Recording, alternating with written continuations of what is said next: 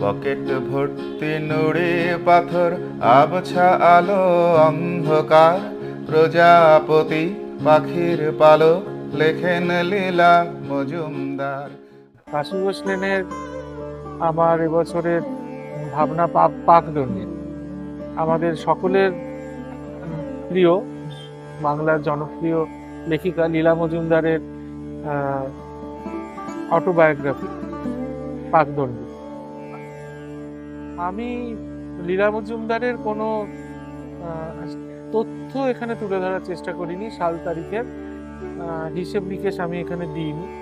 আমি দেখাতে চেয়েছি লীলা মজুমদারের শৈলীটাকে, ওনার লেখার যে প্রসাদ গুণ সেটাকে ধরার চেষ্টা করেছি। স্বপ্ন যেখানে শেষ এবং বাস্তব যেখানে শুরু, এরকম একটা মাঝামাঝি জায়গায় লীলা মজুমদার সাহেবের লেখাগুলো থাকে। স্বপ্ন আর বাস্তবকে আলাদা করা যায় না। আমিও চেষ্টা করেছি ওই রকম একটা জগৎ তৈরি করা। এখানে মাপেট এবং পাপেট শো হচ্ছে এবং তার মাধ্যমে দেখানো হচ্ছে পুরো ব্যাপারটা। আমাকে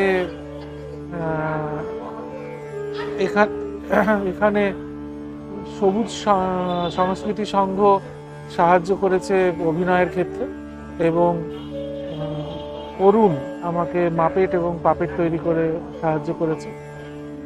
আর আমাদের পুরো টিম কাজ করেছে একসঙ্গে।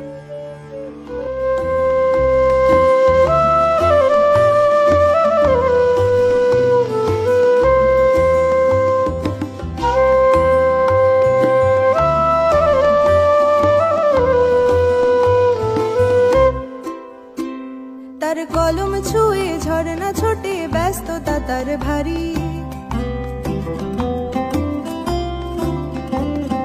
মেঘের সাথে খুনসুটিতে মন খারাপের আরি। তার কলম ছুঁয়ে ঝরনা ছোটে, ব্যস্ততা তার ভারী, মেঘের সাথে খুনসুটিতে মন খারাপের আরি। মনের ভিতর হুলস্থুলে হয় যদি সে রূপকথারই জগৎ দেবেন লীলা মজুমদার।